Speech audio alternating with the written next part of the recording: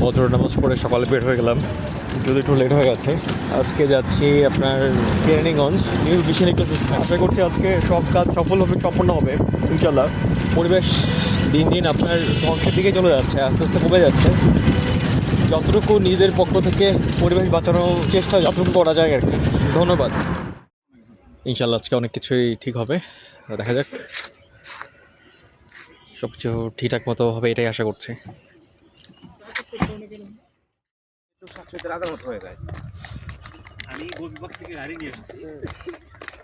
আমরা আজকের প্রোগ্রামের জন্য রওনা দিয়েছি। ইনশাল্লাহ সব কিছু ঠিকঠাক মতোই হবে। আমরা আসছি new vision Keraniganj, new vision. আজকে মিডিয়া আসছে। মেইন কথা হচ্ছে যে সবাইকে বন্য পাখি শিকার করা থেকে শুরু করে ক্ষতি করা বা শিকার করা, খাওয়া দাওয়া, কেনা বেচা সব কিছু যেন না করা হয়, সব কিছু যেন বন্ধ করাই, সেইটার জন্য ক্ষুদ্র প্রচেষ্টা।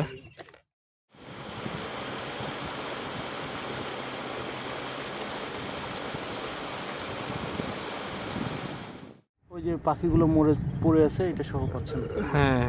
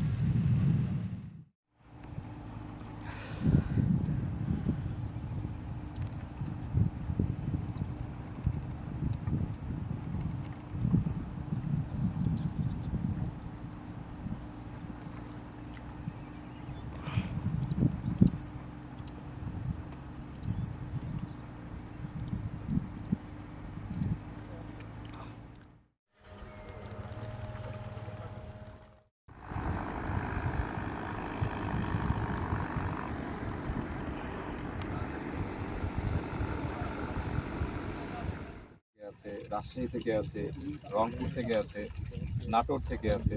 এই ধরনের সারা বাংলাদেশের রিপ্রেজেন্টেশনই এখানে আছে অ্যাকচুয়ালি। কারণ শিকার আসলে ঢাকা বা ঢাকার সারাউন্ডিংয়ে খুব কম হয়। যদি আমরা যেহেতু এখানে mostly wild life photography community এখানে দেখছি, আমরা সারা বাংলাদেশে ট্রাভেল করি পাখির ছবি এবং অন্যান্য বন্য প্রাণীর ছবি তোলার জন্য। তো সেই জায়গাতে আমরা দেখেছি যে প্রান্তিক অঞ্চলে শিকারের বিষয় অনেক বেশি।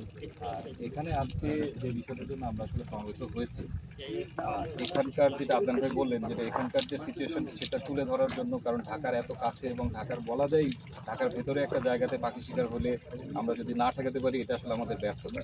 এটা শুধু আমাদের ওয়াইল্ড লাইফ ফটোগ্রাফার না, যে কোনো একজন সাধারণ মানুষ যারা আমরা বাংলাদেশের নাগরিক সবাই ব্যর্থ হয়ে যায়।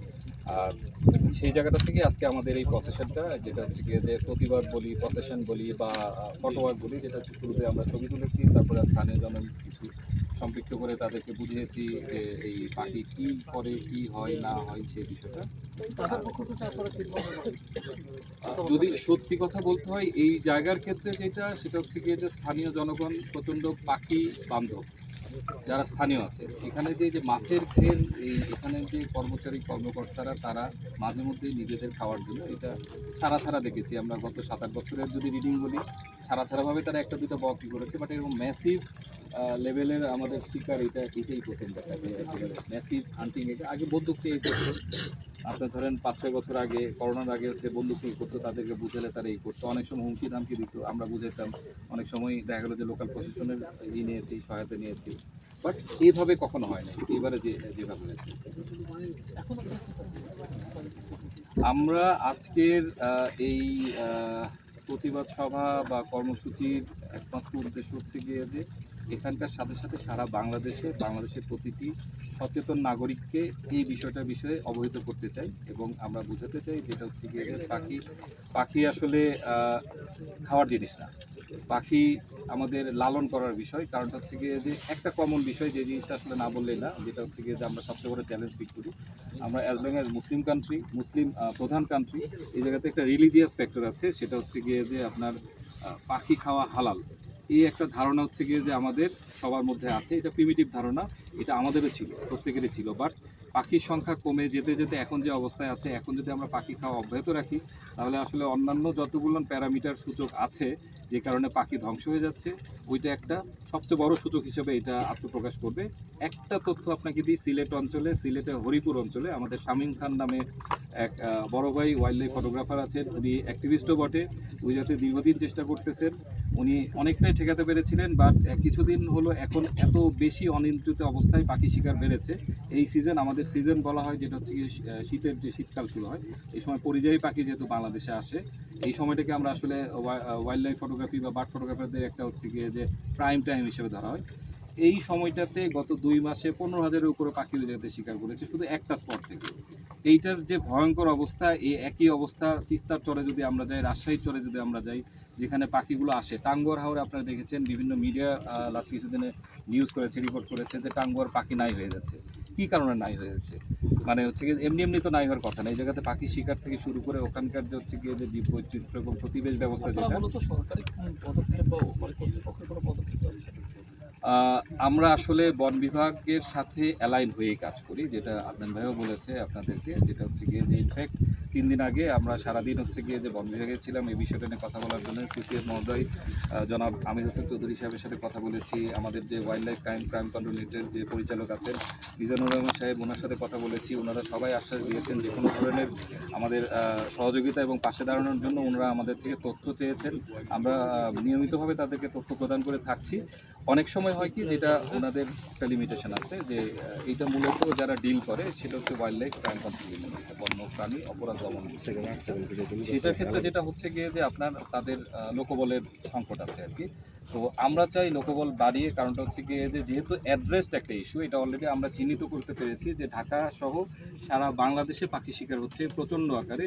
সো শুধু এখন ওই আপনার জনবল বা লোকবলের অভাব এই দোহাই দিয়ে এখন থেমে থাকলে হবে না, এটাকে যেহেতু অ্যাড্রেস। সো আমাদের এখনকার যে যারা আছেন উপদেষ্টা মহোদয়, উনিও বেশ পরিবেশ বান্ধব অনেক বেশি অ্যাক্টিভিটি নিচ্ছেন। সামনে যারা আসবেন আমরা আশা করছি তারাও এই ধরনের হচ্ছে গিয়ে যে অ্যাক্টিভিটি নেবেন।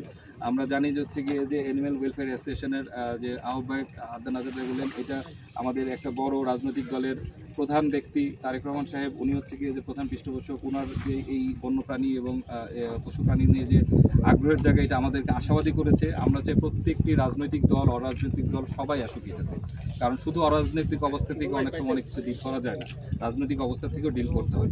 তো এইটা আমাদের মধ্যে আসলে আশাবাদ তৈরি করছে। নীরব ক্রাইম চলতেছে, নীরব ক্রাইম।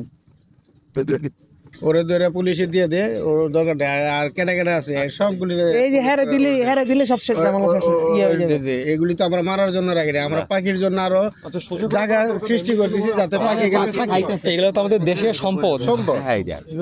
আমরা এখানে এই যে এর আগে একজন যেটা আসলে কনসার্ন হওয়ার মতো একটা বিষয়, এটা যেহেতু মানুষ যেমন মানুষকে জানানোর জন্যই, এবং শুধু ঢাকায় না, এটা দুঃখজনকভাবে ঢাকাতে অবস্থা এরকম হলেও প্রান্তিক অঞ্চলে খুবই ভয়াবহ অবস্থা। এখানে আমরা জানেন যে আমরা আজকে ঢাকার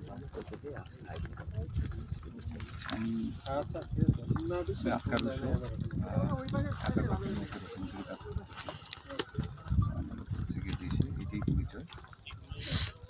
আর আসলে আমরা ঢাকা সহ সারা বাংলাদেশের সব জায়গাতেই আমরা ওয়াইল্ড লাইফ ফটোগ্রাফারের সাথে যারা জড়িত তারা নিয়মিত ট্রাভেল করি, সাথে ছবি তুলি, একই সাথে চেষ্টা করি যাতে হচ্ছে গিয়ে যে বন্য পাখি প্রাণী সব ধরনের ন্যাচারাল এনভায়রনমেন্ট যাতে একটা ভালো অবস্থায় থাকে আর কি, চেষ্টা করি।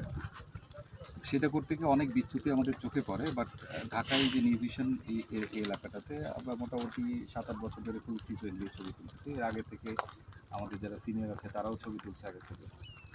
আগে হয়তো দেখা গেলো যে আপনার বন্দুক দিয়ে বা হচ্ছে ছোটো বিস্ফোট দিয়ে ওই পাশটাতে যখন আর একটু বিল আকারে ছিল আর কি, তখন হচ্ছে গিয়ে যে আপনার দেখছি, বাট এই যে বের হওয়ার পর থেকে ওইভাবে করে পাখি শিকার কখনো দেখেছি, ঠিক আছে। বাট এবার যেটা হচ্ছে আনফর্চুনেটলি শুরুতে একদিন হচ্ছে গিয়ে যে একটা মানে লোহার একটা কল, যেটা আসলে পাখি ধরার ফাঁদ হিসেবে কখনোই ব্যবহৃত হতে দেখি নাই।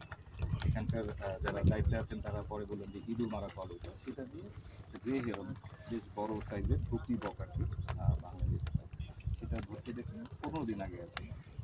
দেখার পর হচ্ছে গিয়ে যে যিনি ধরেছেন তাকেও হাতে নাতে ধরেছি আমরা। ওই বকটাকে হচ্ছে উদ্ধার করে আমরা উন্মুক্ত করেছি, পায়ে প্রাথমিক চিকিৎসা দিয়ে, সে উড়েও গিয়েছে। বাট পরে যেটা হয়েছে যে আমরা নিয়ে তাকে বোঝালাম, যেটা হচ্ছে দেখেন যে এই জায়গাতে আমরা অনেকদিন আসি তো কখনো পাখি শিকার করতে দেখিনি, পাখি শিকার করেন না। তো ওনারা বুঝলেন।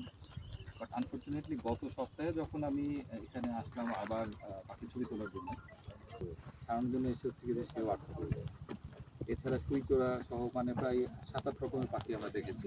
বাট আমরা যেটা আশঙ্কা করছি যেটা হচ্ছে কি যে এটা মূলত পাখি শিকারের উদ্দেশ্যেই এটা ই করা, কোনো মাছ বাঁচানো বা এসের জন্য না। এবং স্থানীয় কিছু যারা হচ্ছে গিয়ে যে এখানে ঘাস কাটার কাজ করে তাদের সাথে আমি কথা বলে যেটা জেনেছি, তারা নিয়মিত এখানে তারা এখান থেকে এই জাল থেকে বক তুলে নিয়ে যে হচ্ছে গিয়ে তারা হয় খায় নাহলে বিক্রি করে।